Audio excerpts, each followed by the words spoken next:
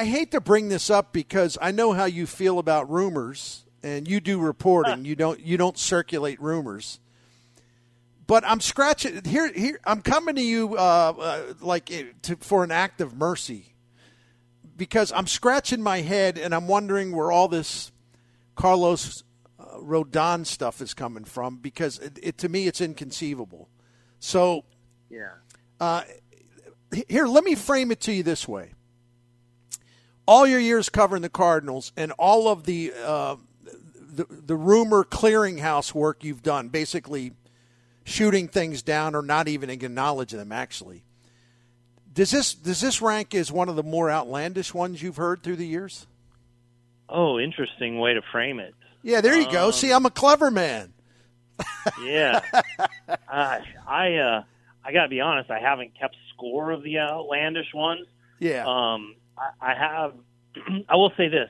I do recall, though I couldn't name them off the top of my head at the moment, I do know that there have been some where I audibly laugh at. Like, you have got to be kidding me. Like, like just what I know about the Cardinals, what I know about their pursuits, and what I know about the player. I'm like, this is just such classic mystery team nonsense that I audibly laugh, Bernie. This is not one where I laughed. This is one I went, oh yeah, that's predictable. Cardinals in the market for a starting pitcher. An agent in the market for a mystery team. Cardinals are a great mystery team. Yeah, Cardinals are a great mystery team. As you and I both know, they don't mind playing the part of mystery team because they're not going to comment on it. It's pretty rare, this past weekend on KMOX when all that was kind of swirling around. I mean, Mozeliak goes, we're not making a big splash. I mean, that's about as pointed as he exactly. gets. Thanks for reminding me of that. I seriously, thank you, because that was in my notes. Because I took note of that too, and I'm like, well, I don't think he would just lie like that. I mean, I guess he would, or something may pop up that he didn't expect. But no, I'll take him at his word on that one. Believe me. And he even said he even said to Mike Claiborne. He also said, I'll say this: don't believe these rumors that you're hearing. Don't believe the rumor. Yeah, don't believe the rumors that you're hearing. Yeah, I mean, he knew what he was pointing toward.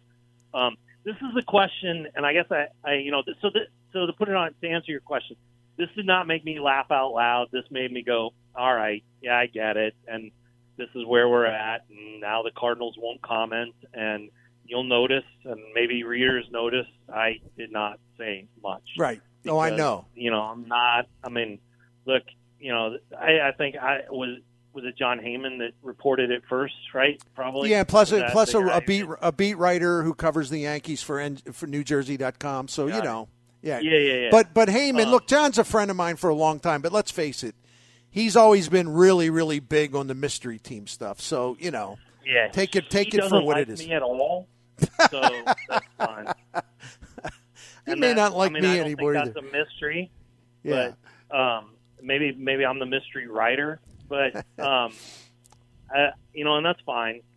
We had our differences because of during the COVID lockdown, during the Cardinals in quarantine, and obviously, there was a report that rose to the level that I had to troubleshoot. Was it true? And there was not any evidence that it was, and so I had to write that story. And if my reporting frustrates another reporter, I get it. It's part of the reason why I don't want to get into Twitter spats, and it's just best to, if something doesn't ring as something I can prove, and it just seems like something out there, then I won't comment on it. But if it happens, I'll totally give credit. I'll happily give credit. I don't mind giving credit. Hey man, if somebody reported something ahead of time and I was off on it, fine, cool. I'll admit my mistake and I'll give credit where credit's due. But this one, it just doesn't connect for me. No. It doesn't connect with the reporting. It doesn't connect with the style. And here's where I want to ask you a question, Bernie. The one that I asked today was why exactly would the Cardinals get in on the bidding for Rodon but not bid on better pitchers? What would the appeal be with him that they just didn't show better pitchers, some of whom signed for somewhat less? Why would they have passed on bidding on the better pitchers? Well, that's what doesn't connect. Yeah, because it's not they're risk averse, which is actually pretty smart. Although I think sometimes you got to be willing to gamble more than they have. But another topic. But no, they've never been in those waters, and especially if we are to believe that it would be some kind of 6 or 7 year deal with a very high average. For a guy that, has had Tommy John, he's had shoulder problem. And that's like the exact opposite of the kind of big contract deal that they would be willing to entertain. It just doesn't really make any sense. But, no, you're right. Yeah. And what they want to do, and we all know this by now, and I don't know if they're going to be able to do it as much as maybe they could have done it in recent years past when they took a pass, but, a shorter deal with a astronomical average value, because that limits their liability, They're not stuck with a guy who's broken down and on a high-ticket contract for 4 or 5 years after he's already broken down. So I don't know. Sometimes, Derek, and I really appreciate it, by the way, and this is on point. This is on what we're talking about that you wrote the other day for the Post-Dispatch STL today. People should go find it and read it. It's easy to find. In effect, looking ahead at all right, the Cardinals have their rotation now. This is what Mo says. But the other big, huge factor looming is that they have one starting pitcher under contract as of right now beyond 2023. So what are they going to do? And I know you and I have talked about this. They really seem, I'm not going to say oblivious because they know what's going on, but they seem really reluctant to accept, maybe, is that the term, that the pitching marketplace has changed dramatically. And, I don't know that they can continue to do it the way they've done it in the past, where you take a flyer on a pitcher and he pitches better than you think, and you'll have those opportunities, but at some point, they're going to have to get proven commodities at the top of that rotation. Yep. And you've really been consistent on that message, and I totally agree. I don't know that I don't know why they're stubborn in their refusal to kind of acknowledge the changing marketplace. It's just different than what they're used to navigating, and I just don't know if they're ever going to get with it. Or catch up. I don't know. What do you think? What's your gut? In the past week, I've come to sense that there is internal pressure for them to adjust, which is something that is new. There's been external pressure.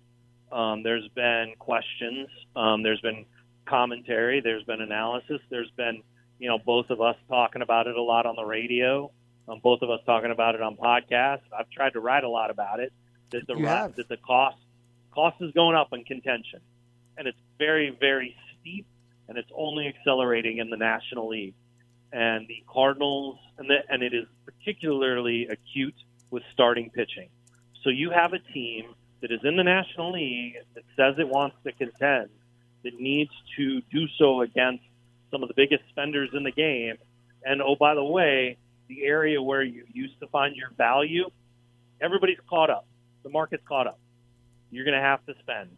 And how do you do that? And I think there was a lot of external conversation about that. And in the past week, I've really got the sense that there is internal conversation about how to adjust, a reconciliation with the market, and the acknowledgement that, look, payroll, Mosaic says payroll's gone up. It is going to go up. It has. It has gone up. However you want to look at it, they opened last year at 150-plus million, 154 million. They're right now at 175 million. So that's up, right? It may not be enough up, and fans might get frustrated that they want more up. They want that first number to start with 2. Well, there's some sense that, look, that's where the Cardinals have to get. And starting pitching is going to be the pressure point that gets them there. I wanted to point one thing out. If someone, anyone listening is confused, and I tell you what, payroll accounting is very tricky and very confusing. It's brutal.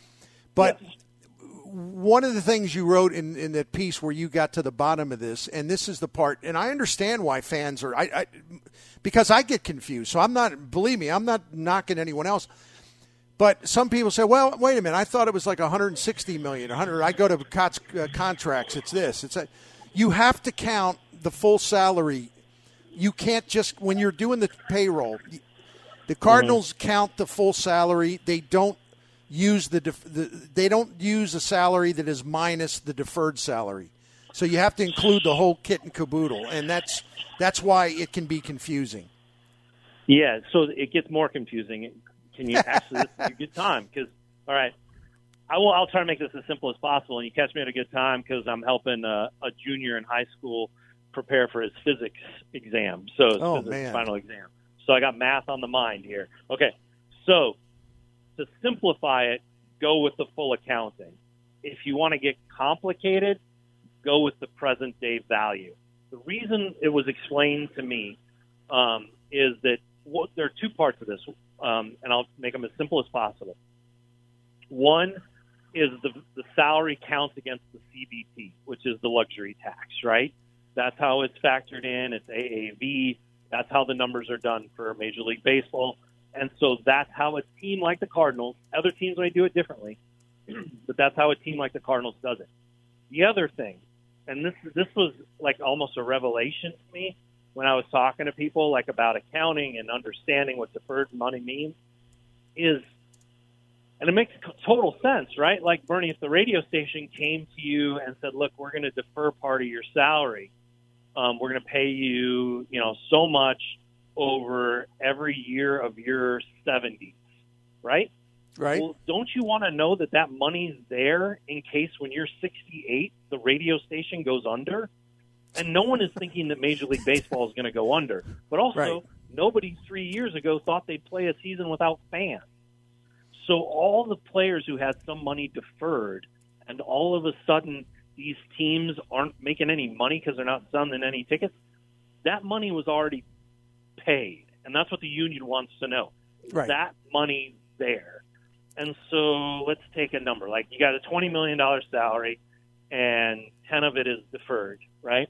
Well, whatever the current day value that will equal the $20 million when it's paid out, that's what is being spent this year. So Is it the full 20? No, because we have inflation, right? But is it the 10 million off? No, it's more like, whatever, off the top of my head, more like 8.3 or something. So it's not the big give back. Right. But it is some kind of pressure alleviated. No, I agree. The big give back was with Arenado, where it was an entire year's salary that was then paid back to him with interest by the Rockies. And so that made that deal possible. And so you have that scope of deferments, and I get it, it gets very complicated. But the simplest linear way to go about it is that money has to be paid in a bank so that it's available when it's owed. Look at it that way. Okay, I got you, my man. I want to ask you this. You mentioned Arenado. I read your chat.